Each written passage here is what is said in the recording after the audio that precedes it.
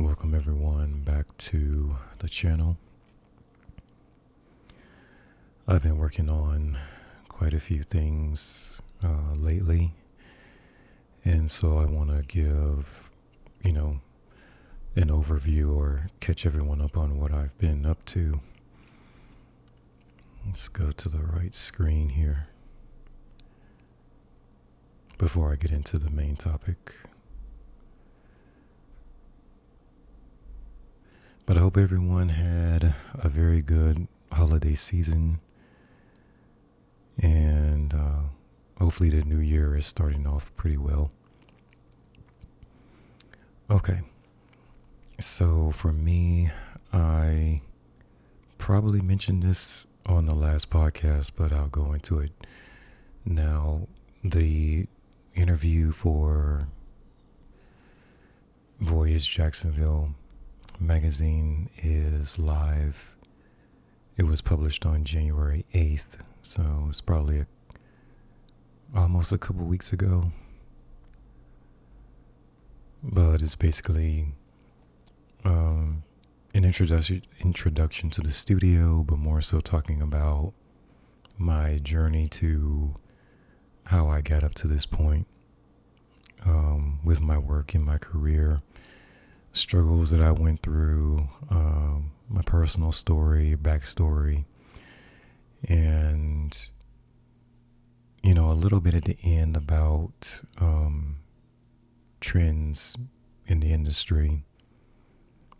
And so I went into that a little bit at the end, and then there's just a lot of follow-up images just to show everyone what I do. And so I'm thankful that they reached out to me and wanted to dig into my story. So much appreciated. And then after that, we are a little bit closer to the Kirkus Review being published. And so they received that on November 20th of last year. The review is due on the 5th of February. So we have about, a little less than 3 weeks away now. So 2 weeks from today is the last day of January. So we're just moving along here. And then also for the book, I am posting more excerpts on my social media profiles, including Pinterest, which I'm practicing on this long form sort of presentation where I just have the entire poem written out on a very long image. It's pretty simple, but straightforward. I think I'll continue to do this. I think they'll do pretty well in terms of promoting the work. And as far as impressions go, I think Pinterest is, the best channel that I have or platform I use by far, because I'm at almost 138,000 views per month. So I just want to continue to, and that's just organic traffic basically, because all of my photography prints are linked on here. So if I go to and see the business hub, let's see how we're doing. Marketing plan. I don't know, my verification got disabled is the word I'm looking for. So I have to fix that. But in terms of numbers, my numbers are going up, which is always a good thing, just in terms of promoting the work organically. So I did have a paid ad on here And I went over before, what how well that did. And I think the next thing will be just featuring the print itself, because I think the high gloss paper is really good. So I'm gearing up to order more samples and not only promote them on the social media channels, but actually go to design studios, show my portfolio, and see if there is a studio out there, or agency, I should say, that wants to use my work. So I'm gearing up for all of that. And then also I have, I am going to move. Well, my lease is up, coming up to the end of it. So I decided to leave a few months early, which they did charge me for that. But I did a little bit of looking around in terms of other complexes I could go. But I'm just moving to the 4th floor, the top floor, because right now I'm on the 2nd. So this particular building, we have 4 floors. I'm on the 2nd, so I'm going to move to the 4th. And that'll be the beginning of next month. So I think the layout is the same. But yeah, I just prefer to hopefully some of the issues that I'm having here won't be there, but there's no guarantee. But yeah, so the new lease is going to be 15 months. So this will definitely be my last one. So April 2027, I definitely want to find a larger space. And there was one that I saw near here, but I mean, it was like 300 square feet larger. It was about $100 cheaper per month. I just didn't like it. In terms of the way it looks, because I'm picky about the floors, the cabinets, how everything looks, and and I kept running into that same issue over and over again. So even though, even the next unit I'm going to, even though it's smaller compared to the other places I looked at, it's smaller and it's more expensive. But in terms of the floors, cabinets, etc., I like everything, right? But yeah, there are some issues here that I'm having, and I would like a larger space, but I'm going to take the rest of the year to look at other locations, look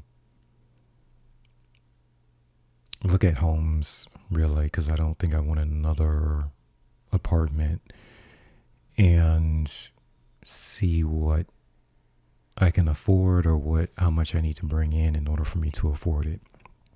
And obviously it's been difficult because I am picky about where I stay.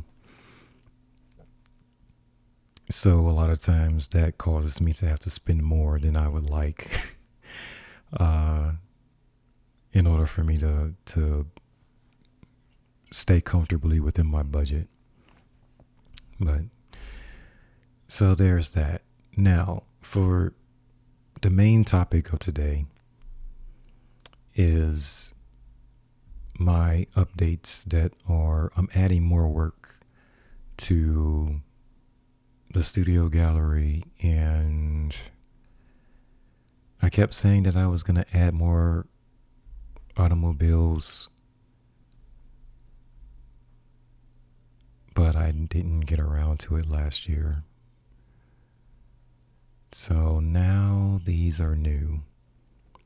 Well, they're back in the gallery, because what ends up happening is this is from 2013, like all of these.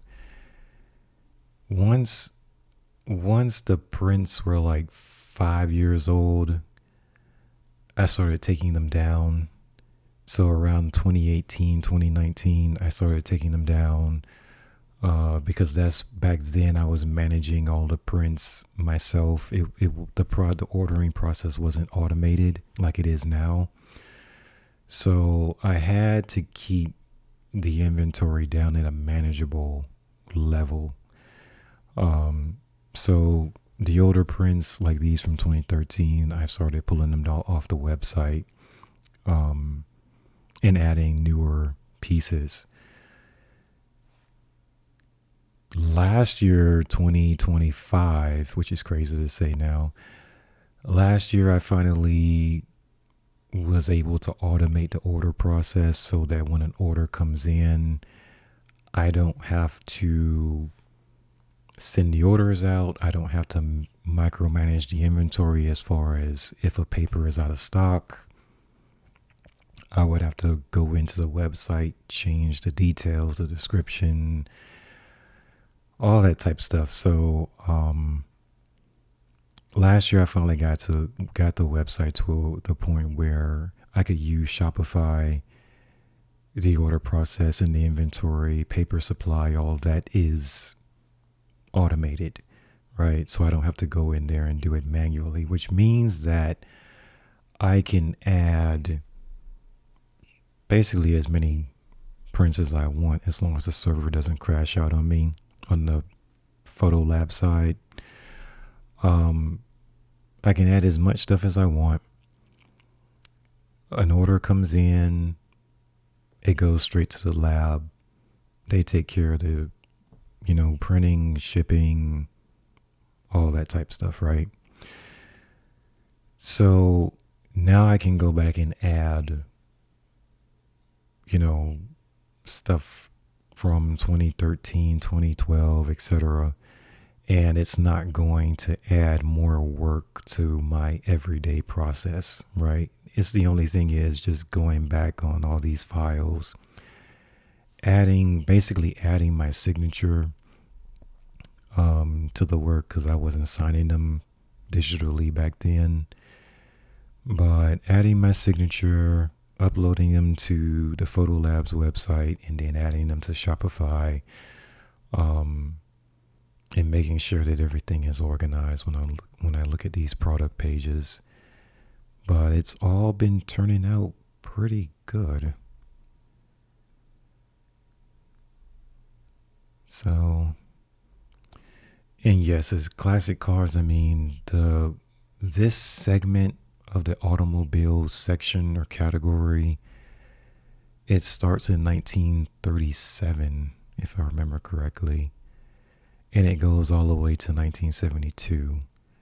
And I didn't think I had that many, but as I started looking over my folders, it's like, oh my gosh, I have a lot. So this is from the Ford. I think this is one of my favorites. It's like a lot of these I just forgot that I had. And yeah, they're still good. I have to say I'm a little surprised. I am. I'm a little surprised. I did test this one out. This is the 1941 Buick 8, and this is number 7. I tested it out on an interior, this interior, and I actually think that it would work because the thing is, like, when you have something that's really vintage and you try to combine it with something that's present or contemporary, oftentimes you can run into a situation where it just doesn't match stylistically. And to me, this goes together really well, the vintage with the contemporary. So that's my focus with all the classic cars that I'm going to add. Everything that I had before is not going to be there because I was looking over it today and I was like, some of these are way too old still. But the ones that really stick out to me are the ones that I'm going to add back. This one I completely forgot about. The Mercury Sports Sedan 1950. So it's I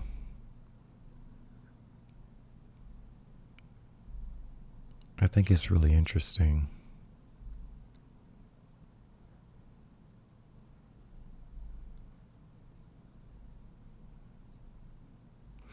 Yeah, so for like I know there's a lot of images down here, but for every image it's correlated with the size.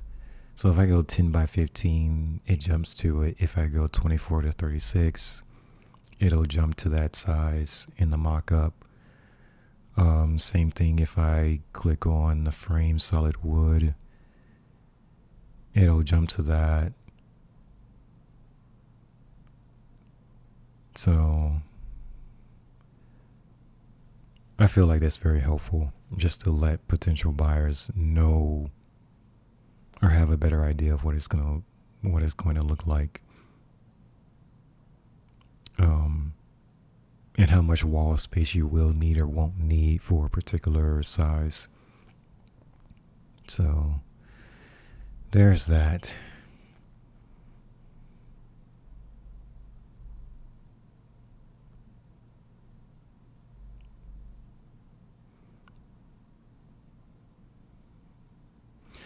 But I think I mentioned on my Instagram profile earlier this week is there is a niche audience for this that I felt like was too small for me to really promote these, but since I've been putting them back on the website, I noticed in my analytics they've been getting a lot of attention.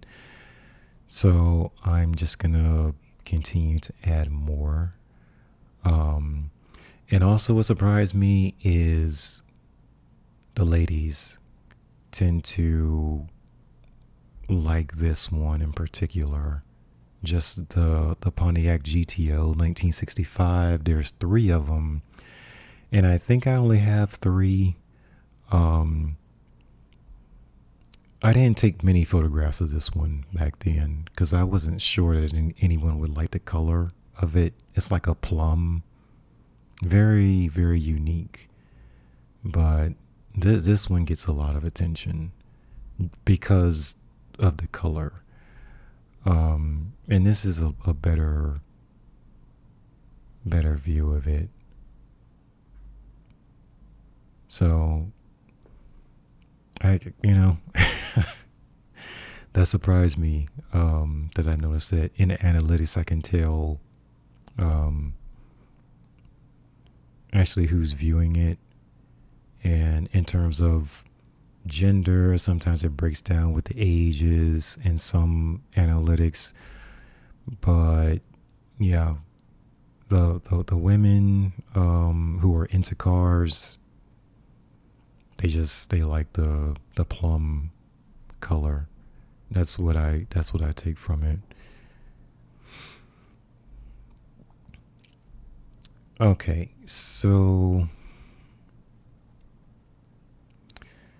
what am I gonna work on? Because that's basically what I'm gonna look at today. Is hold on, let me move this to the other screen. Wait a minute.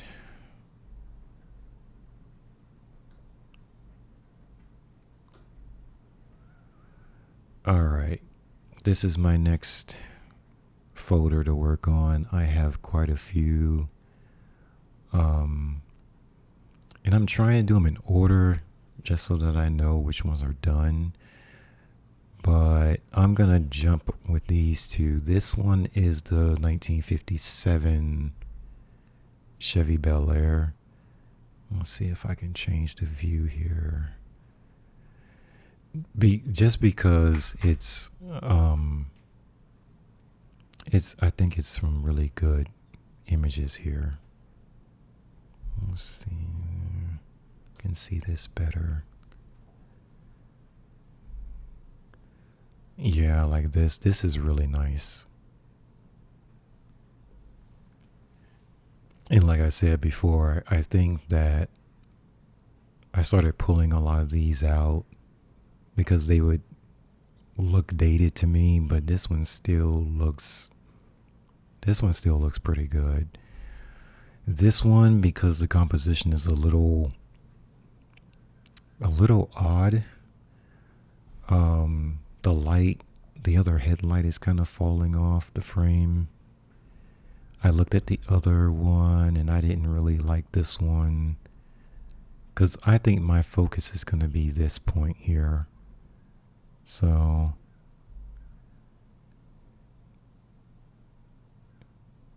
man, that's very, very interesting.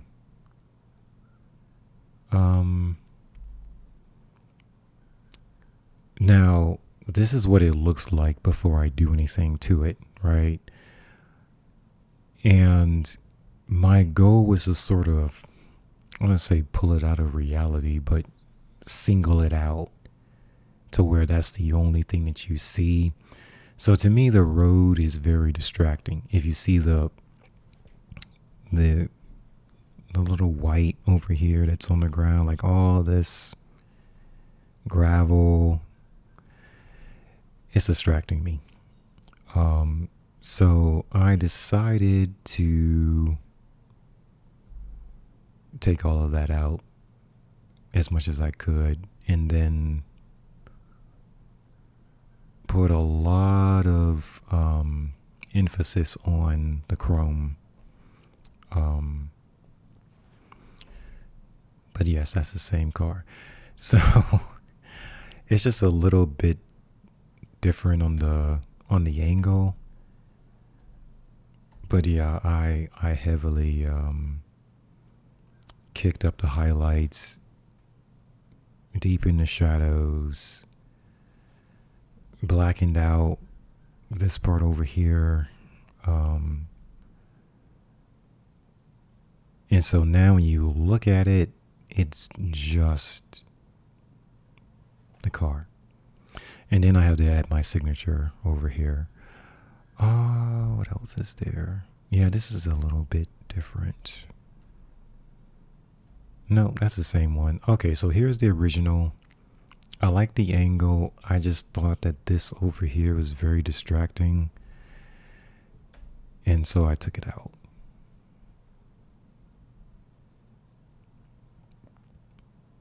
But see, that's the thing. Like, I would tell people who are beginning, with photography, I'm using a camera that's over $2,000. But your photographs, even when you take photographs with an expensive camera, you're still going to have to know how you want to edit them. You're going to have to edit them first of all. You're going to have to understand or know how you want to edit them. So whether you go edit them in Lightroom, Photoshop, or some other software, you're going to have to learn how to edit the work in terms of what are all of your options, and what do you actually want to, which of those options you actually want to use when you edit, so that your work can look better. Because if you just, to me, it's been very rare that I would just take the original capture and it's finished, like it's done. I don't have to do any editing to it. I always say like 98% of the time it's going to need something. But I do try to make sure that when I capture the image, I don't have to do anything crazy in terms of editing, right? So this is the original. If you look at the finished, it's not that far off, right? It's not that far off. Now I kind of side by side, it looks like it is, but it's not. So all of these edits over here, it's very simple for me. It does get a little bit tricky with the ground in terms of how you want to approach that. Do you just want to do a levels adjustment and darken the road? Like, how do you want to approach that? You can clip it out entirely and just put the car against a black background. Um, there's different approaches to it. Or you can do a burn, like you have the dodge and burn options. You can do a burn and darken the ground. Um, you can do it that way. It's like several ways to basically do the same thing as in terms of just darkening the road. Um, and I would do that in Photoshop for sure. But like the basic lighting, I would do that in Adobe Camera Raw first, and then I would bring it into Photoshop and do the finishing touches in terms of burning. And if the lighting is still a little bit flat, then you can just increase the lighting in Photoshop as well. So there's that. And then the next one, let's see. I think I'm gonna take this one too. The only thing is, it's like it's a little. I can't read Bel Air as clearly as I would like, but I do like the angle of this. And then I looked at the other one, and I'm like, no, the composition's off. Like, this is too far up this way. I want the name down here. So, yeah, and it dropped a little bit. It's not that big of a difference, but to me, it is.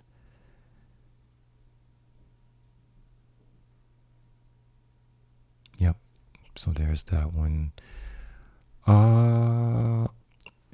Now the interior shots, I don't think I'm gonna have any. I just don't think I'm gonna have any, especially stuff that's got like a heavy reflection.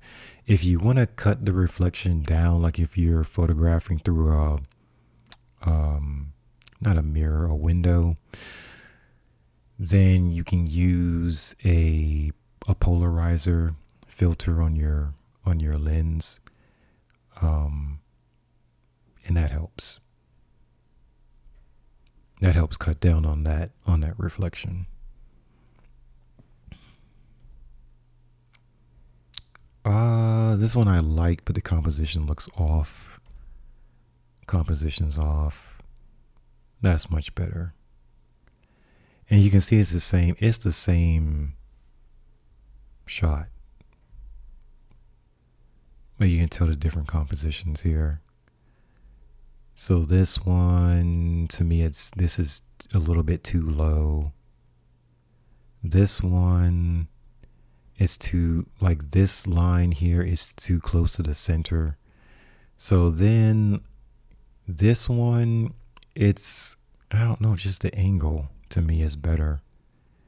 It's definitely not as centered as this one in the middle.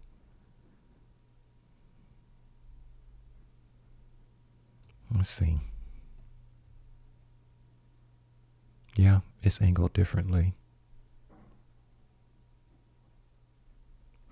So of course what usually happens too is that you basically, what's the word I'm looking for? Accentuate, or you enhance what's already there, or at least that's what I do in editing. So you'll have this is out of the camera. Well, I enhanced the lighting a little, but that's really kicked up.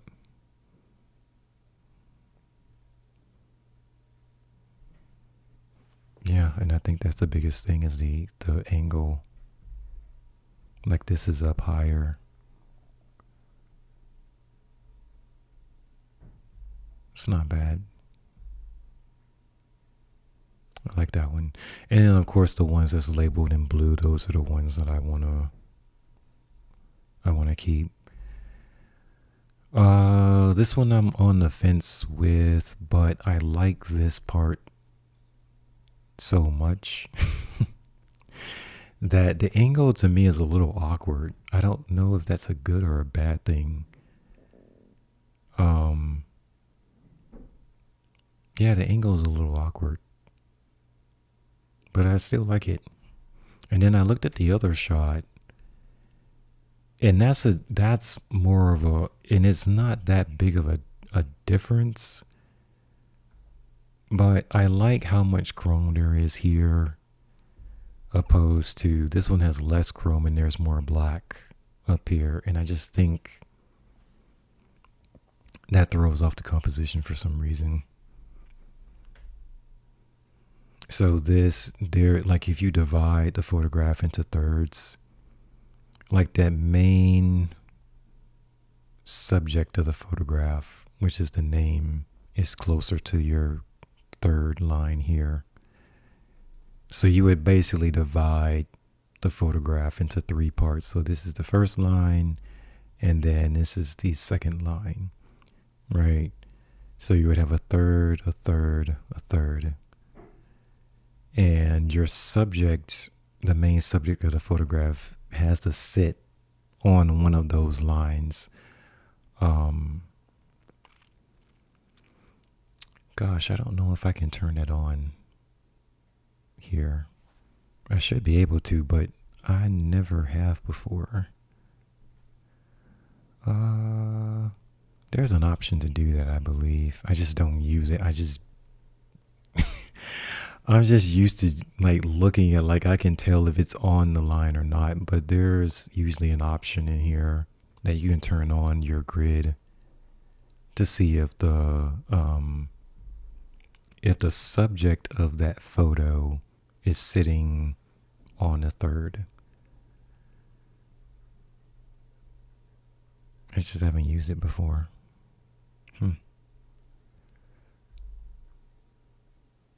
Okay.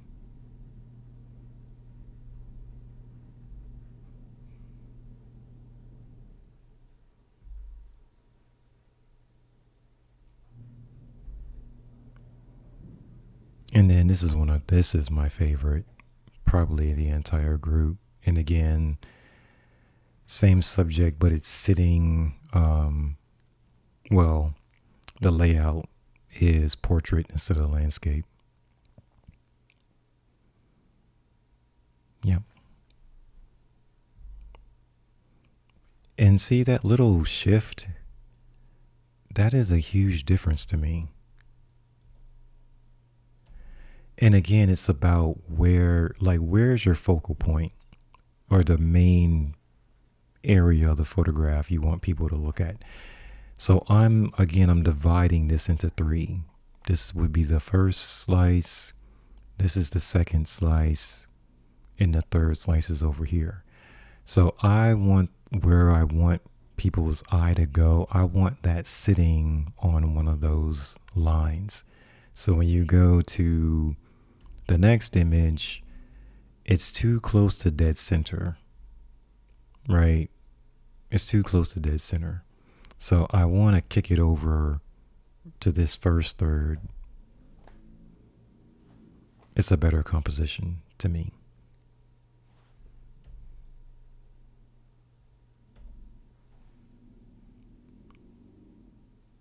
Now, why that works, that's just how we're wired as people.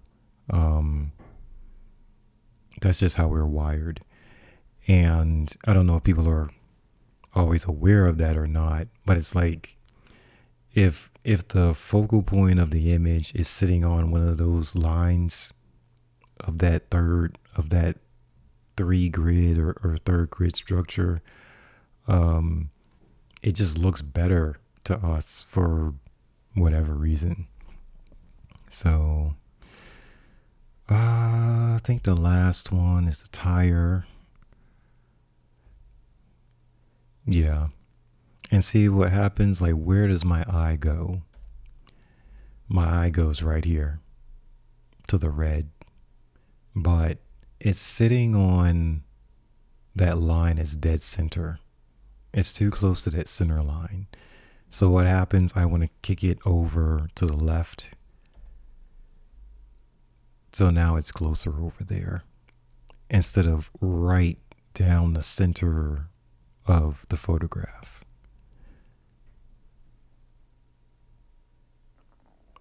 Yeah, so I would say, like, if you're not sure about how you want to approach something when you're photographing it,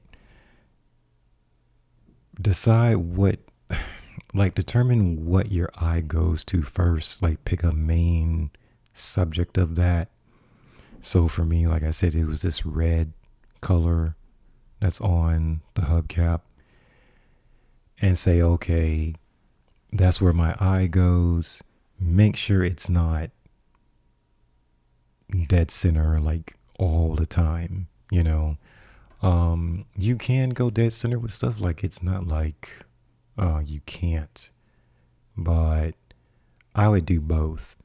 You can have one that's centered, that would be a final image, and then you can have another final image where it's like pick a side of that center line. You either go to the left of the center line or go to the right of that center line, right? If you're caught kind of in between, it's gonna, well, yeah, because see, here's the center line here. It's just off. So if you get caught too close, even though it's to the left of this center line, if it's too close to it, it's gonna kind of be in the middle of nowhere. And to me, visually, it just doesn't look quite right. Let's say if this is the only picture that you have, right? The only photograph you have, and you're like, oh no, this is too close to the center. I want it to be more to the left, right? All this space over here, I would crop that off, right? So let me open this up really quick. And let's bring this over here. Camera raw. Let's see. Okay. So here's the grid. Again, it divides the image into three, right? So here's your first third, your second third, and then your third of the image. And then again, you also have, here's the top, here's the center, there's the bottom, right? So unless you intentionally want to center everything, like the main focal point of the image, then you would have it sitting right here in that middle square. Let me see if I can enlarge this really quick here. Full screen. Okay. So if you want to do that intentionally, like I said, there's no rule to that, but make sure it looks intentional instead of it looks like you're a beginner or an amateur. If you want it to be centered, make it look intentionally centered. Otherwise, especially if you're showing your portfolio to a curator, if it looks like it's an accident that is centered, then you probably get dock points for that or something. But anyway, so if this is the only picture you have, the only photograph you have, and you're like, okay, I'm too close to the center, you would come in and you would pull this to that line, and see now that red is sitting on that first third line, right? And let me go back really quick. Hold on. You see the intersection, like this line here that goes up and down. You have this line here that goes across. This point that's right here where they intersect, that is where your subject is supposed to go. The main focus of your image. Your main focus is supposed to be on one of these points. It can be here, down here, or on this other side, right? That's another point. This over here is another point. That's where the main focus of your subject goes.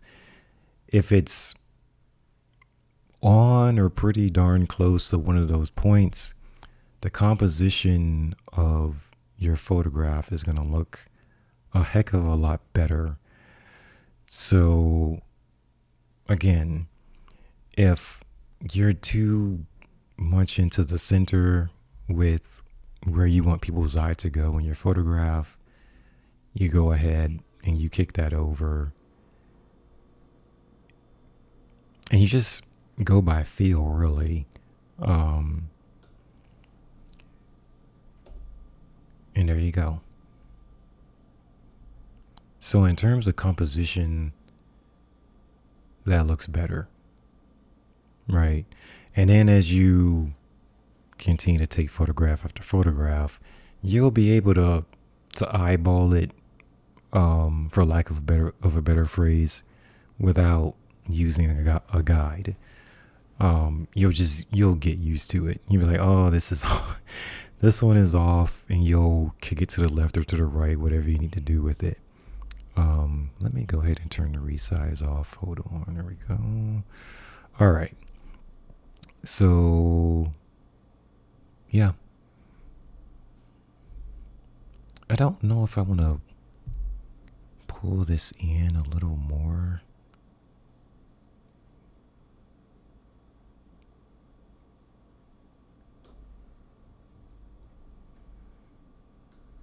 Do I want to pull this in?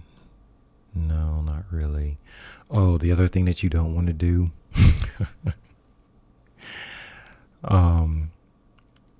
while I'm on this is, like, you see the white on the tire especially when you're cropping, but also when you're out there photographing and you take a photo of something. You don't want to, well, I'll just show you. So the edge, you don't want your edge to be right there, because that's going to look awkward. It's like the white is hitting the edge of the photograph. It's going to look awkward. Now, you have some artists, I think one of my favorite Italian painters from way back, I want to pronounce his name correctly, Caravaggio. He would intentionally paint his work like that, like everything would be on the edge. So if you're wearing like my white shirt would be white, like my shoulder would be right on the edge of the photograph. Like everything would be on the edge, like it's in a box or kind of slightly breaking out of the box. He would intentionally do that, which I believe back then broke a bunch of rules that people weren't doing. But yeah, for me, and with this photo too, it's awkward. So I would call it, I think it's called clipping when you do something like that. It looks awkward. But it's not, if you're going to clip it, like, make sure it's intentional, and it doesn't throw your composition off, right?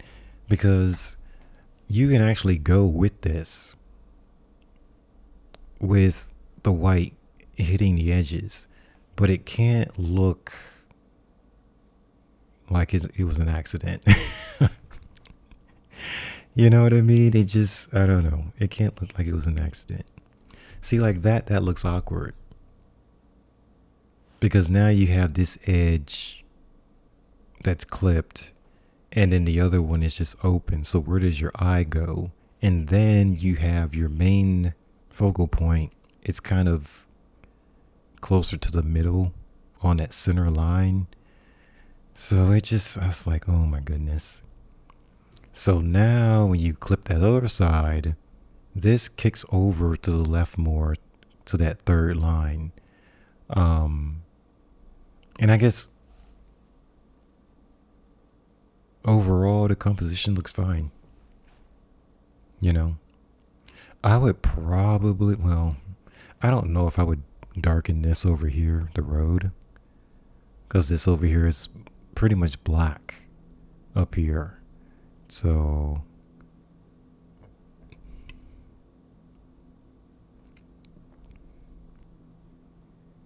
yeah, I actually think that's fine. Now, I don't know about the exposure.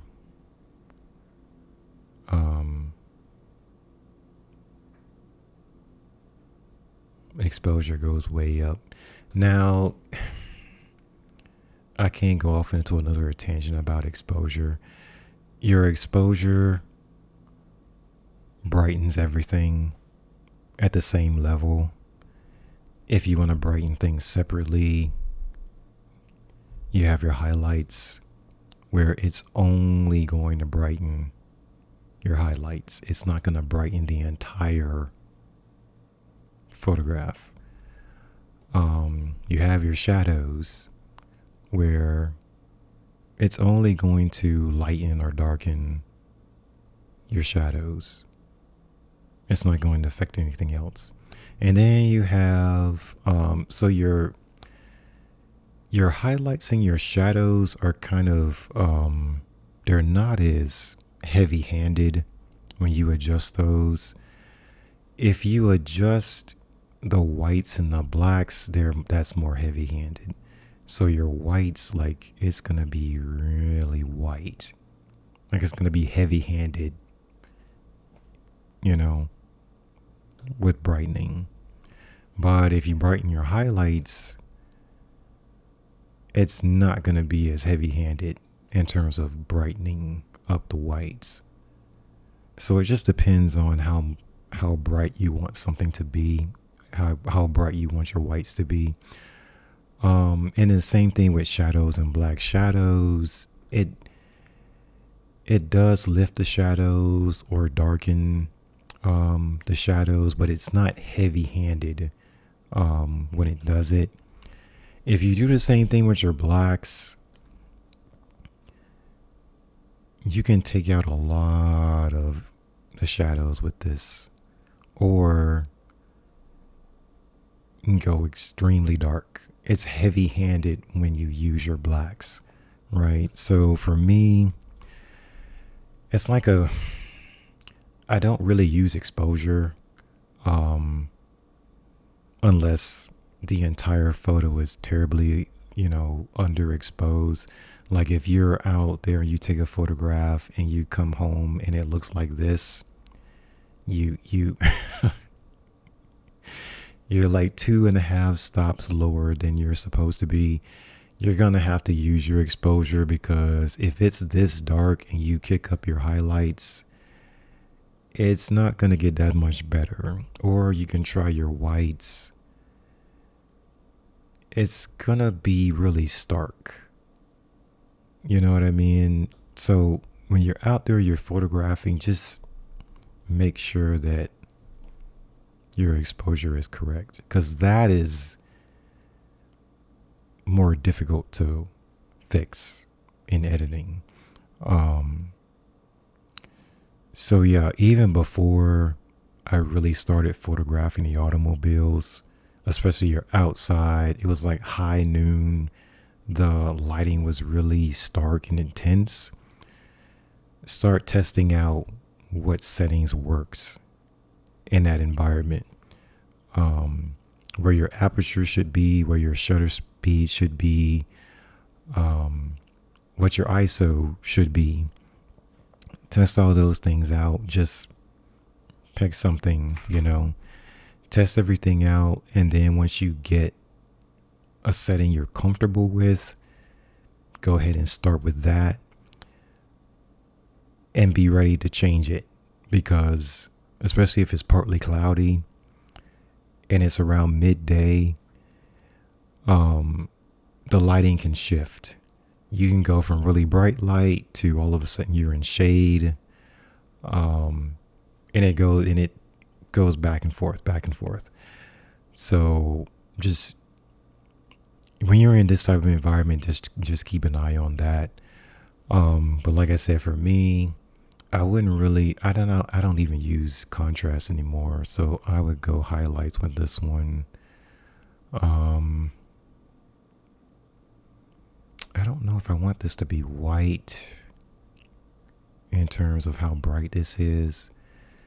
Shadows, I'll pull the shadows down a little bit, or not that much.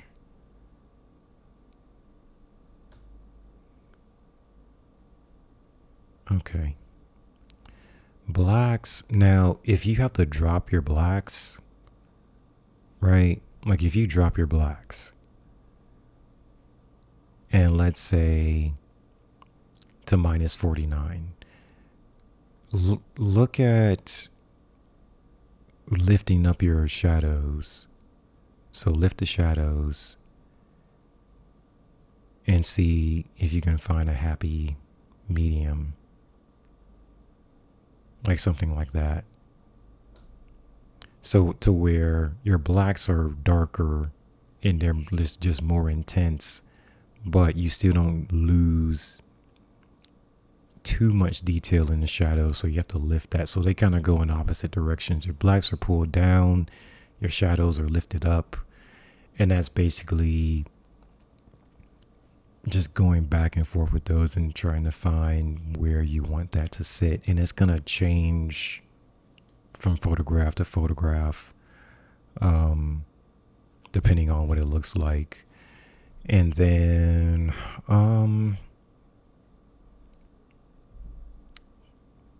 let's see, under optics, I would remove chromatic aberration. I would turn on the profile correction. Yeah, so I would straighten that out. Because your lens on your camera, or on the lens, the lens is curved. So it's going to curve whatever you're photographing. So the profile correction just straightens that out. It flattens it out. There is a device you can buy to take the curve out of the lens as you're photographing it. You put it on the lens.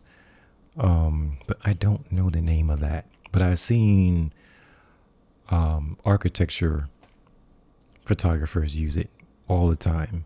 Interior, exterior, they put it on the lens. It straightens out that curve that naturally comes on the camera lens, so that your lines on the building will be straight instead of everything kind of curving, you know. But yeah. And I think that's pretty much where I want it to be. Now, you can actually come over here to distortion and you can adjust that curve if you want to. It's just a preference at this point where you can adjust it. Or you can take the adjustment off altogether and it goes back to where it was. But I like the adjustment at 100. And then the vignette, you can take it back down to 0 or leave it at 100. The vignette on the profile correction, it takes the dark edges off, and it also, you get those darkened edges around the photograph because of the glass is curved. That ends up happening. Yeah, the glass on your lens is curved. So I notice that all the time. Sometimes I use the profile correction and then sometimes I don't. It just depends on how I want the photograph to look. And I guess the last thing I'll go into, because I did want to show you guys one more folder before I go. If you want to fix the road, well, not fix the road, but darken it.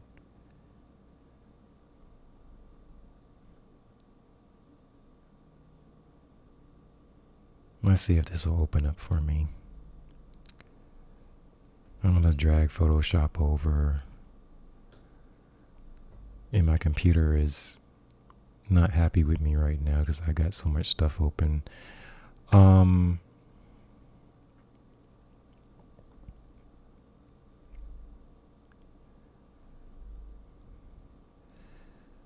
Let's see. I think what I would do is I would add another layer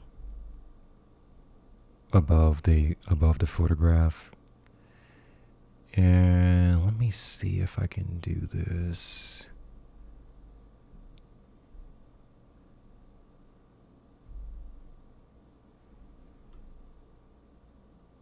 Okay, so that's my dodge tool. I want to go burn.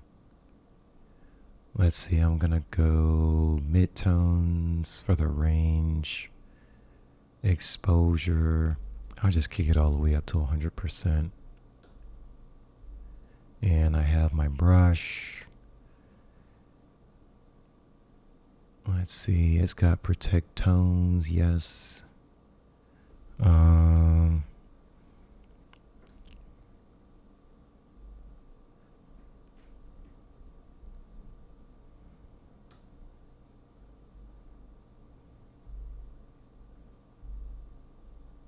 Yeah, the midtones is not going to work. So let's go shadows. Try that again.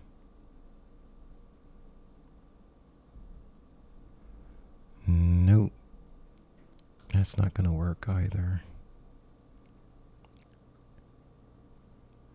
Yeah, because what I want to do is sample the layer below it. But it's not going to let me. Okay. I can do that for the healing brush, but not for the burning.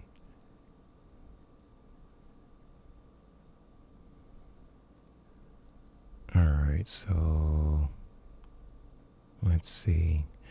If you try to burn the photo itself, I would probably make a copy of the original. So you would drag this layer down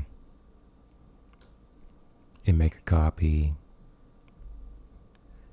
because what's going to end up happening is it's not going to let you burn a smart object, but you want to keep the smart object, right?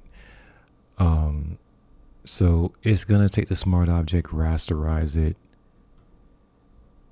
and then you'll be able to burn it.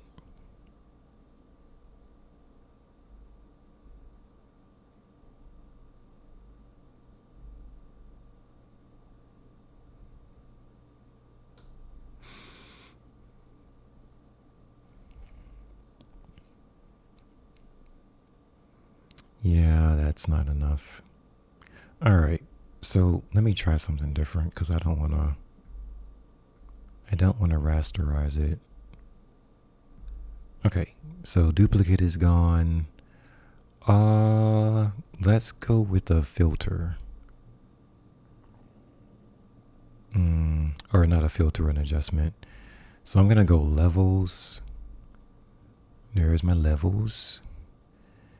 And then I'm going to turn it to black. Right, so let's go fill. I think it's G. Okay, there's my fill. Okay, so I filled it with black, and then I'm gonna go paintbrush.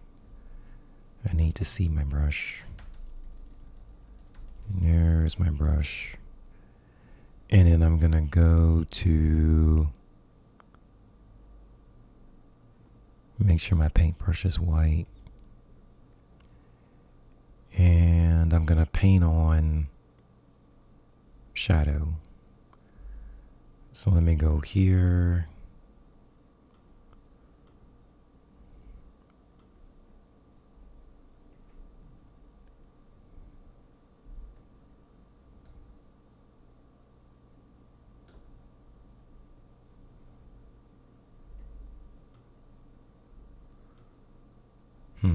I don't see my...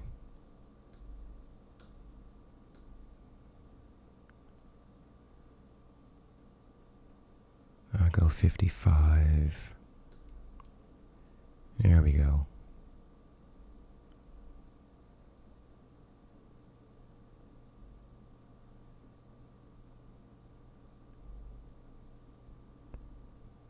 That's better. Okay, so basically, let's zoom in here a little bit more. It's basically you create a levels, you kick up your blacks pretty darn high. So I kicked up the blacks to 55, and then I painted that 55 onto the road so that it's so dark you don't see it. Now, since this is a layer, you can turn it on and off. You're not actually editing the photograph itself.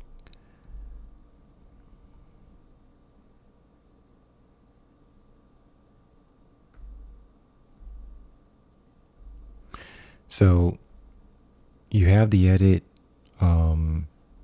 The actual original image is still there as a smart object, which means that you can enlarge it without messing up something.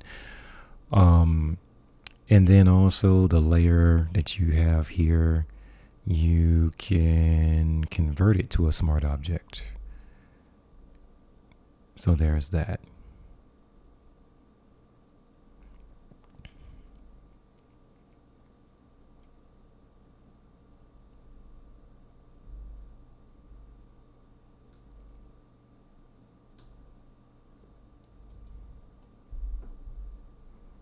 Okay.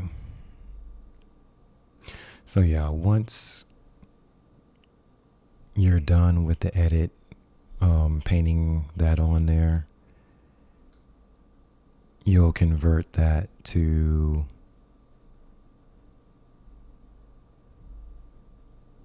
a smart object. And so when you enlarge the photo, you won't get any pixelation on that separate layer either.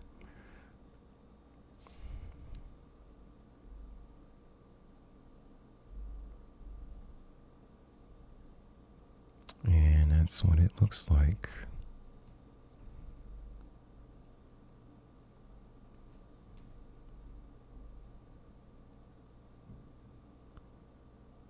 I'm thinking that this little piece up here in the corner, I might want to clip that off as well, but I'll see. But overall, I think that looks pretty good. Considering where I started, it looks pretty good. But yeah, and then if you change your mind about darkening the road, you can just turn that off. But for me, the road is, being able to see the road is distracting. I would prefer having that on. Okay. And then I would put my signature over here. I have to link my iPad on here so I can sign it. But yeah, that looks good. Let's see. Command Shift S, and your Save as dialog box should pop up. If you're on a PC, I think it's Control Shift S, and it'll bring up the save as dialog box. Which folder am I in? That's the only thing I get mixed up with. 57 Chevy Bel Air. Okay. Here it is.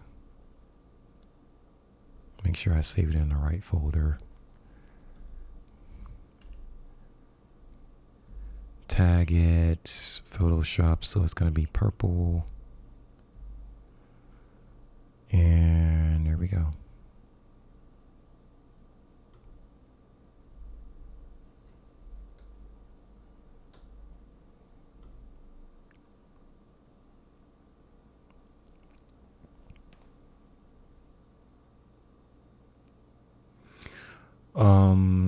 Okay, the other thing, while I'm on here, I might as well share this as well. I think the short key is Command Option I. And of course it popped up over here. Okay. Command Option I on Mac. If I want something if I'm doing a print file or trying to create a print file and I want to enlarge this, then you would make sure that you have Preserve Details Enlargement selected. This is a drop-down menu. I think by default it's going to be on automatic, but if you're going to enlarge it, you go Preserve Details Enlargement. And what else is there? And then there's inches for me. You can go pixels, centimeters, millimeters, etc. But I'm on inches. And let me see can I go 40 on here? Hold on. 40. And that's what I would do. And then just click OK. It's going to work its magic. And there we go. And of course you have Preserve Details, because when you enlarge it, you don't want everything to get, pixelated. So you have to make sure that the quality is maintained. You still have 300 points per inch. You left the layer and the actual photograph are both smart objects. And so when it enlarges it, you're not going to get that pixelation going on.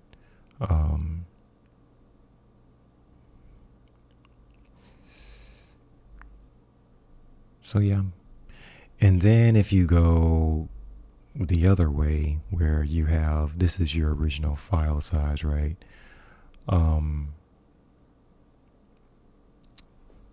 Command Option I. For social media, which you want a small file for that, I go to automatic. I select that. The resample, there's a little checkbox on here. You turn that off or you uncheck it, right?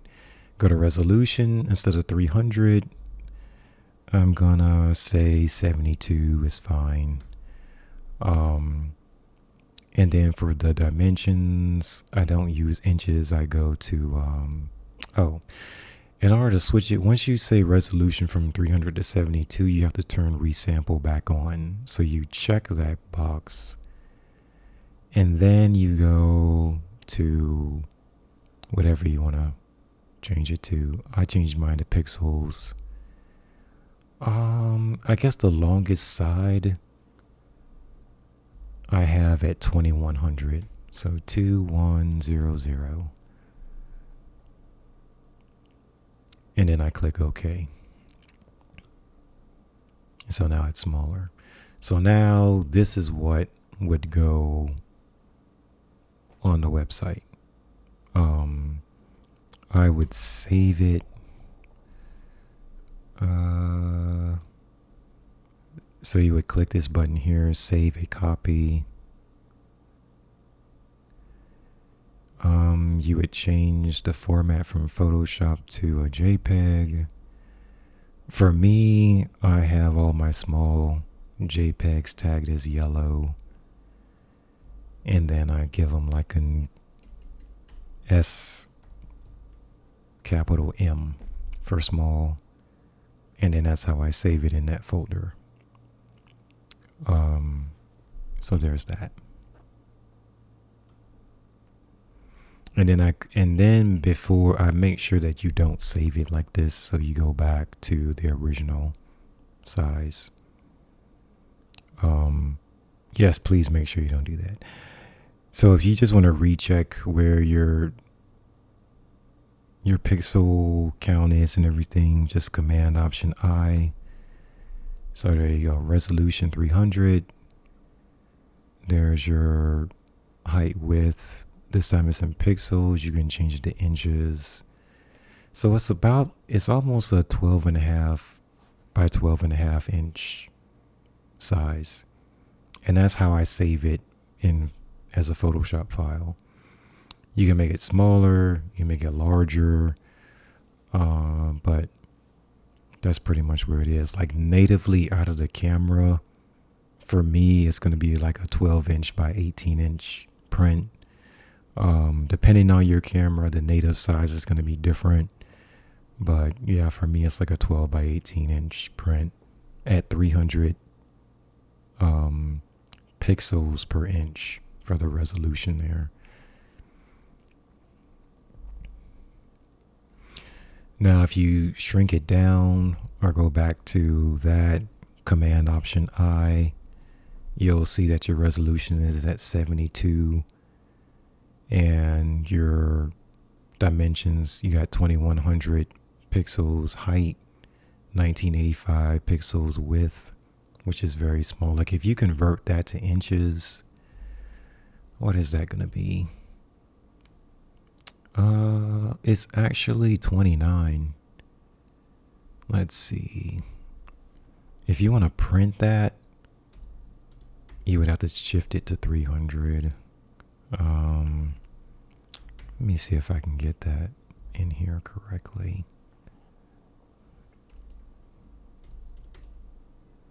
Yeah, so printable, it would be almost like a 7 by 7 inch print at full resolution. So there's that.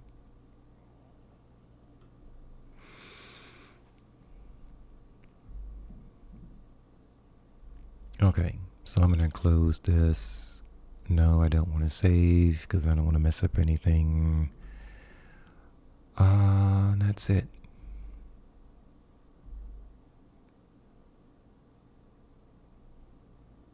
The spinning ball. There we go. All right. So now when I'm back in Adobe Bridge, I have my file. Okay, there we go. It wasn't responding. Let's see the raw file. Gonna label it blue label. The Photoshop file, gonna label it purple, which I can only do from up here because I don't have a shortcut for this.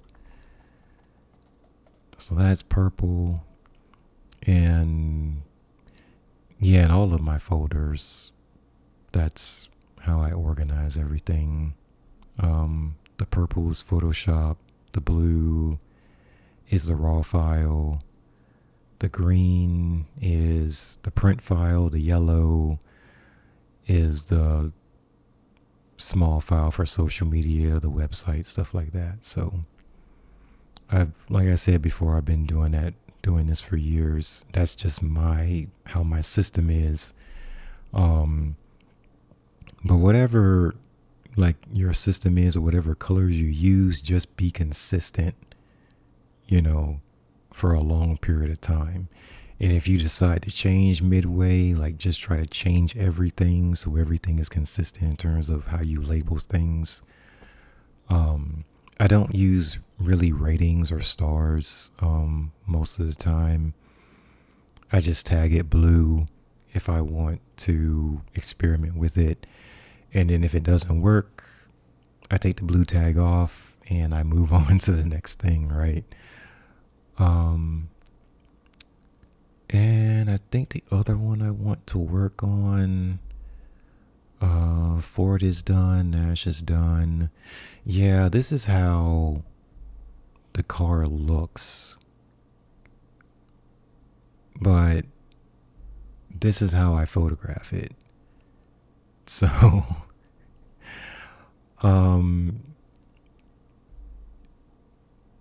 it's there, that the hood ornament is there, but I just don't want to take this photograph and try to sell it like this, because this is just not attractive. I I wanna make it more presentable. So I tried it in white, and that didn't work very well.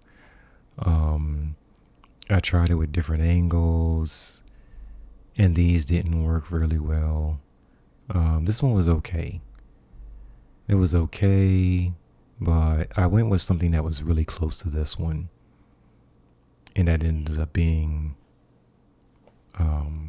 what I picked as an image that I can offer for sale. But yeah.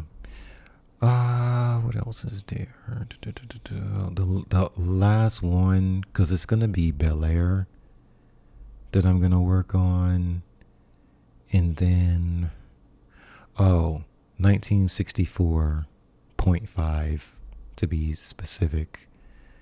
I tagged four of them for the Ford Mustang.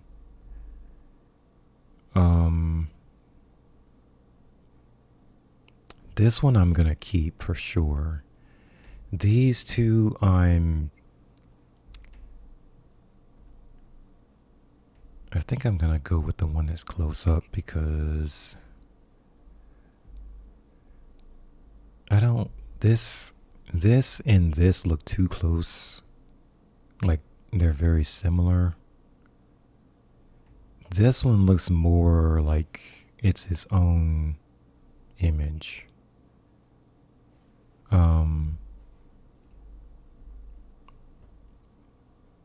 And these are done.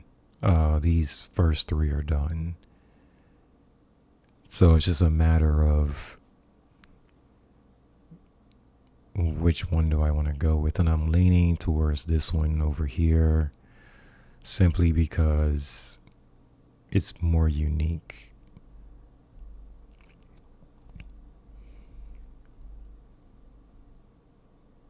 Yeah, I mean, it's not bad.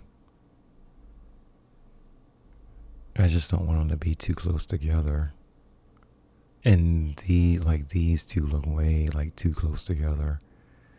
So if I can only pick one, I'll go with this one. And then the interior ones just don't really.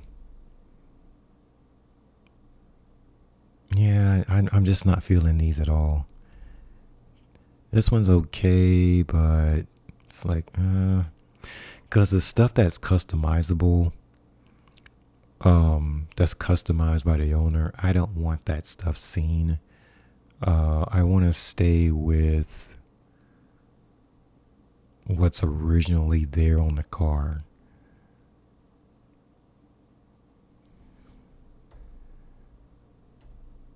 Tire.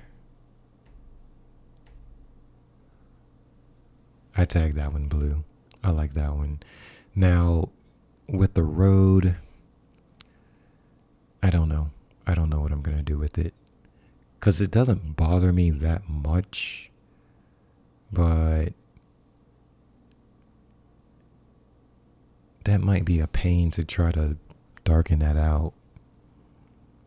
Or I can maybe clip it out. I don't know how that's going to look.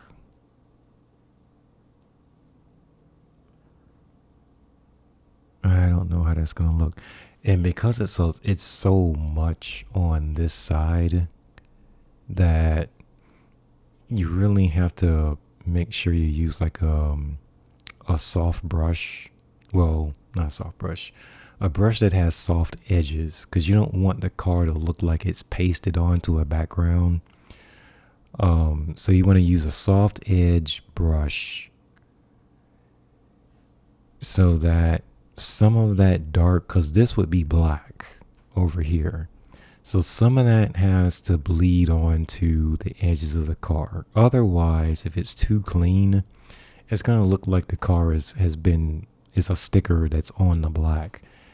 And you don't want that. So you want the black and the edge of the car to sort of bleed together enough that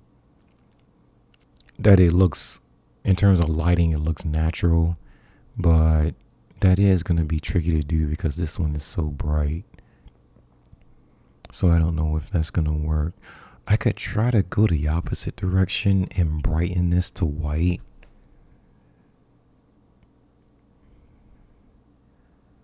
I don't know if I'm going to like it like that. I don't know.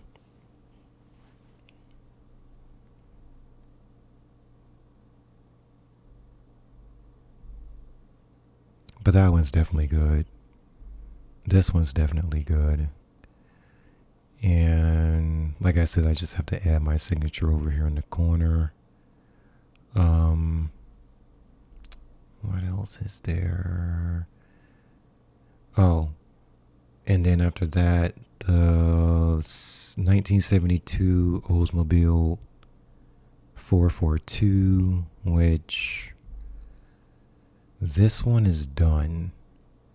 I have to add my signature, and this one is done. Wait, did I go with... Okay, I went with this one. Now, in this case, I don't like the tire down here. So even though my eye goes here first, I didn't want the tire in there so much. So yeah, this one's more close to the center, and it doesn't bother me. I love that color. I really do. The orange, I really don't have much orange in my inventory, but it works. And then in terms of there were these two that I'm kind of,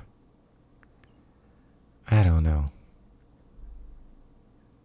That one may be more than this. That might work. My only concern is, see that 442 number over here? You can see it, which is good. But then when you go to the next photo, it's cut off. So you get 1 4 and you get half of the next 4. So I don't know.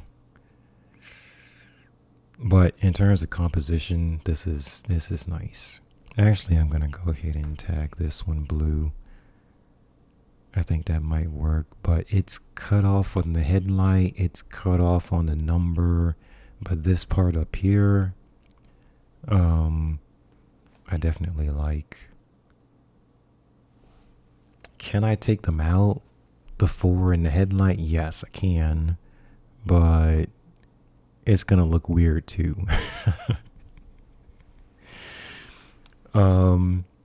Especially in fans of the car, they're going to know that it was taken out, so I don't want that either. So this one, the headlight is not there. The 442 is there, but the composition overall is awkward.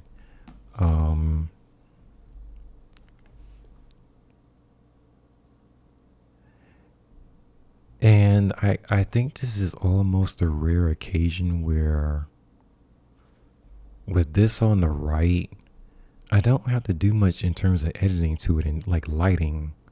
I like where the blacks are, the highlights. It looks good. This one over on the left, it's bright. I would probably bring the highlights down some because they're, especially up here in the white, it's hot. What else? I do have some interior, but see how like it's customized. So I don't want that. I just want the original look to be there. And then let's see. That's what the car looks like. Considering for a 72, I mean, it's not bad. It's not, it's boxy. Yes, it's boxy for sure. But for a giant piece of metal, because I mean, it looks like a giant piece of heavy metal. It looks good, but yeah. Man. Okay.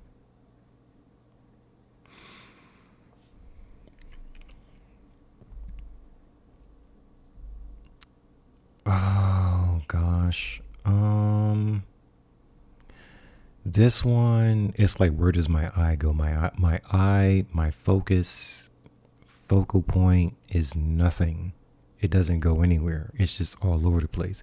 It can go up here, it can go to this line, and then you have this over here, which is the brightest thing in the photograph. So, and it's like, what am I looking at? So it's not really a good focal point. And then up here, in terms of reflection, you kind of see the store, the building of the store in there, but it's not that bad. Yeah, it's just not, there's no focal point. This one does have the 442. I'm just not crazy about the lighting. Composition is, it's a little odd. This is closer. The lighting is better on this one, but the composition is not as good. Composition is better, but not that much better. And then for this 2013 folder, the last one I have is this one. And this is basically done. That's the other photo without editing on it. The composition's off. This one, oddly enough, is more centered with this logo or branding. So I liked it more centered better. This one is actually where it should be, and in terms of focal point, but it looks completely off. It doesn't look right at all. Doesn't look right at all. So in that case, it's like, okay, have it more centered.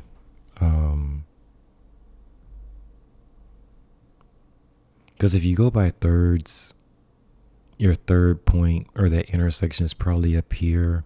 So this is closer. But it just looks bad. But yeah. And I guess the last thing I'll go into is like, a lot of times people will think that I do like heavy editing to the work. But I don't. Like, all this lighting in here is just, it's already there. It doesn't look like it from the original photograph, but it's there.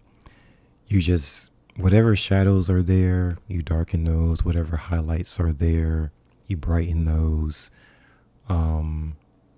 You fix the lens profile.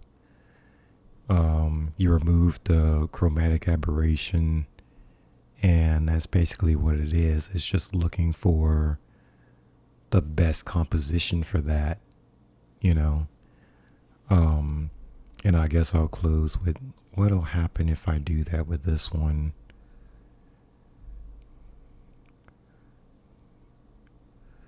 So you open it up, you click on, well, I'm in optics right now.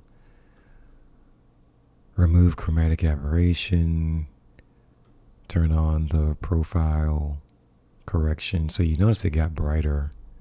Turn it off, turn it on. So that's like a minor adjustment, but it's actually a major, you know. I'm not gonna mess with exposure or contrast. I'm gonna start with the shadows. Did that do anything? Not much. Not much. Okay, so go black instead.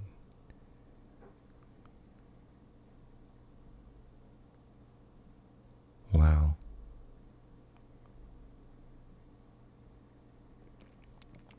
So really, what am I trying to do? You're trying to separate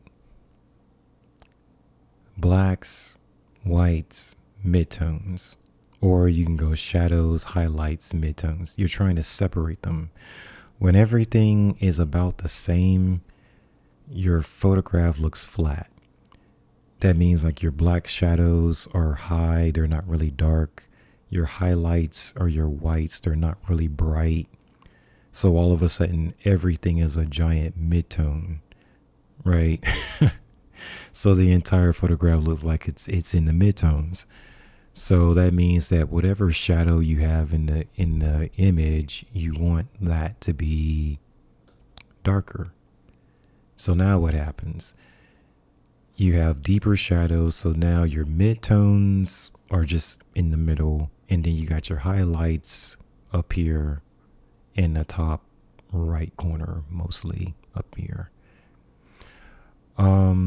So then I would say, okay, highlights, can I kick those up a little bit?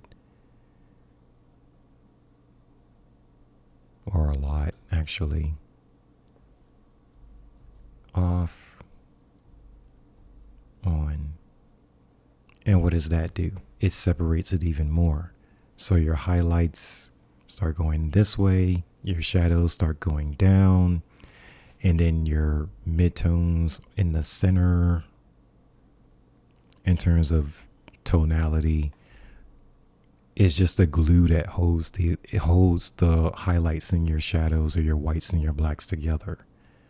But there has to be parts of your image that are dominated by shadow and parts of the image that are dominated by highlights or whites. And yes, they can be intertwined. They don't have to be highlights in one section, shadows in one section. They can intertwine. But visually, you have to see that separation between the two.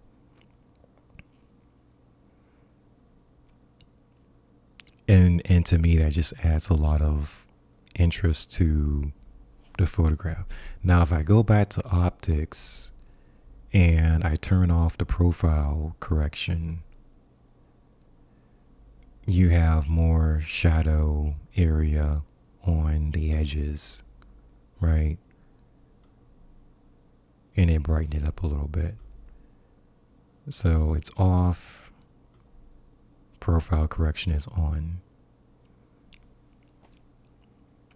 So to me, it makes the image look more natural. Now, if it's still like you still want to have separation on here,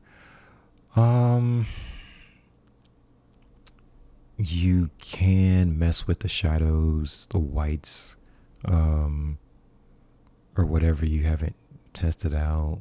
Like if the shadows go up, it flattens it out.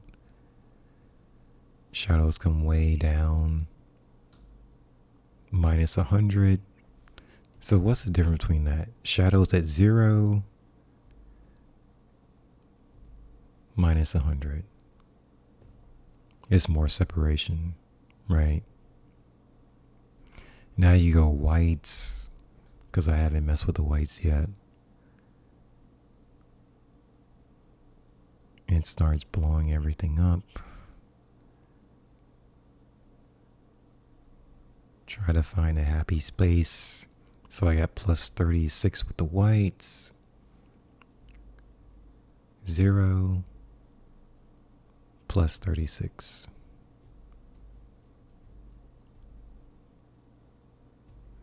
So now again, whites start going this way, your shadows start going the other way,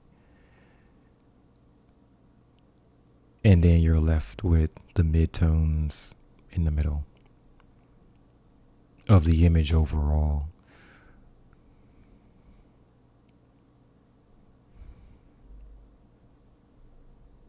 And then I also try to make the image smaller when I'm working on them, or after I've done the edits that I want to see, like from a distance, what does this look like, you know?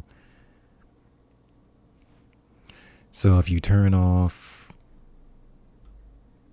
the edits, you see how flat it looks, and then you turn the edits back on, it's separated.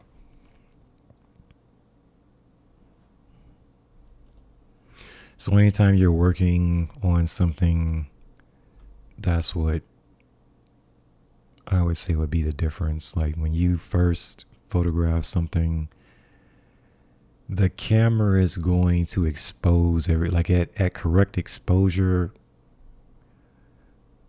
oftentimes your image is going to look flat. And then you can go in and add, kick up the highlights, deepen the shadows, etc., to add more dimension to it. Otherwise, it can look flat. So, and that's not what I'm going for. Granted, some styles, they're supposed to be flat. But again, it's something that you're doing purposefully, right? But if you show your portfolio to a curator and your images are flat because you're just lazy, or you're not, you haven't learned that much with editing, it's gonna show. So because there's a difference between having a style that everything is flat and you not understanding how to edit the work. So it's gonna show through. But for me, my style, what I like to do, I like that extra dimension in there.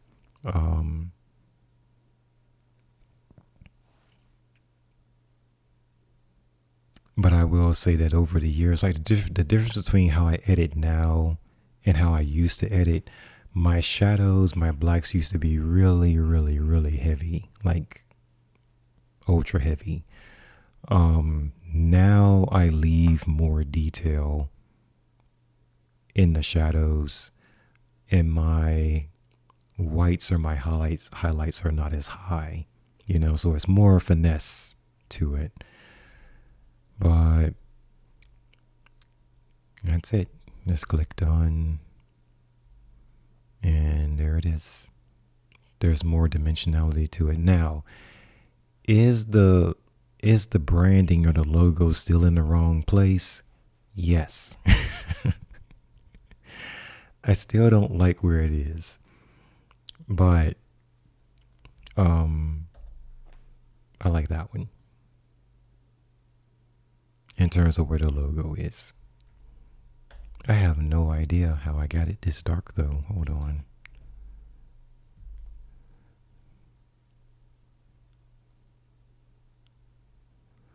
Okay, so my highlights are all the way down, my whites are up, the blacks are in the basement.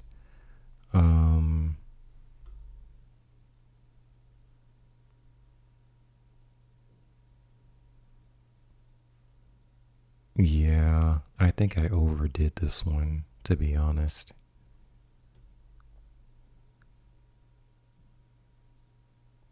It's not terribly handed with the shadows.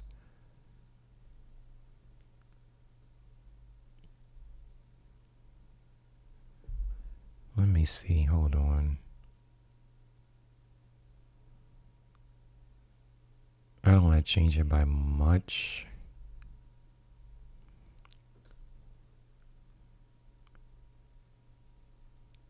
That is weird.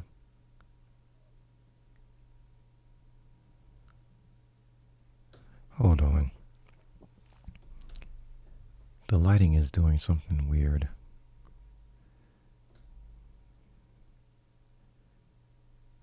Oh, now I see what I was doing. Okay. Yeah, it's weird.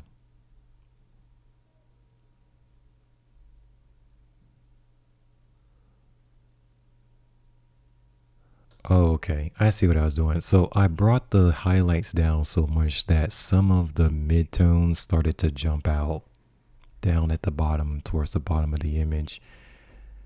I was wondering why I had those so low. But see how all the lighting is it's all up at the top. So when I turned the highlights completely off, everything became more mid-tone. And then I still wanted the highlights to stick out, so I had to boost the whites up to 54. Yeah, that's what I did. Okay. Nah, oh my gosh, I was wondering what I was doing. Yeah, and I like the darker red. So I added more black to it. If I add or pull up the shadow, it starts floating to me. Okay. I see what I did. I was just wondering. I was just wondering what I like. Wow. I took the highlights to negative 100, blacks negative 100, the whites at 54, and no shadow. The shadow was just 0. I didn't move it. Just wondering why I did that, but now I got it. That's crazy. Yep, that will work.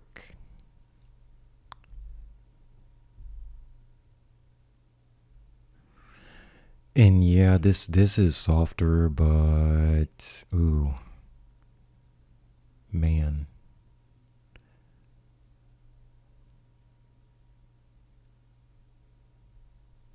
composition's off. Okay.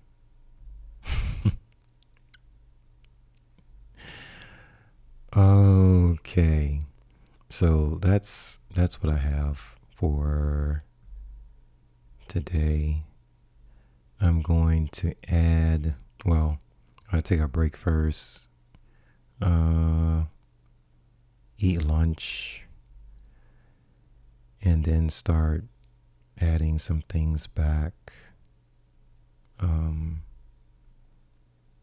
Or adding some things back to the website from the Chevy folder for the Bel Air, 2-3 images from the Mustang, and I'm gonna have to figure out how I want to promote these, because I feel like there's a pretty sizable audience for these. What surprised me, the automobile views I had yesterday came from someone in Singapore. So I wasn't expecting that at all. I wasn't expecting that at all.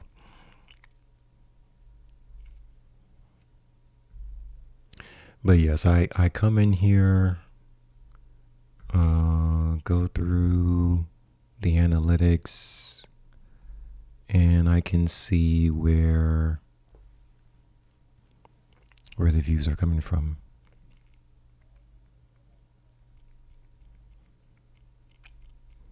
So I'm going to go ahead and do that. Continue to add more work.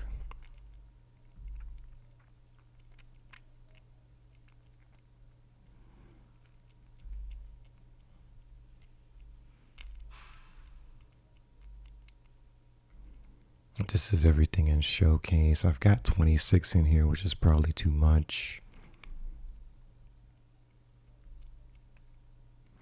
But if anyone has any questions about anything that I went over today, or sometimes I get questions about things that you want me to go over or cover, then just continue to put those in the comment section, or send me a DM on one of the social media platforms, and I read over those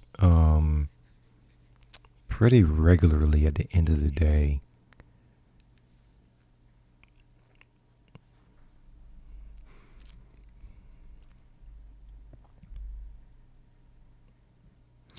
And then once I add more cars, I will probably post a blog about that to let everyone know that I'm adding some work back on there. I just have to pick out maybe 4 to 5 of my favorites and use those to promote the entire segment of that of the automobile collection. So that is all I have. Thank you guys for listening. I can't believe I've been on here for almost 2 hours, but that's what I wanted to go over. So thank you for listening, and I will see you next time. Take care.